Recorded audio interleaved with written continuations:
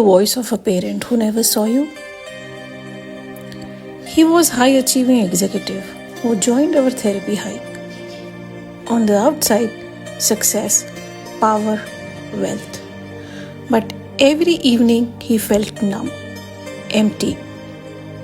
Through inner child regression and guided for a journey, he met his 6-year-old self alone, unseen, unheard.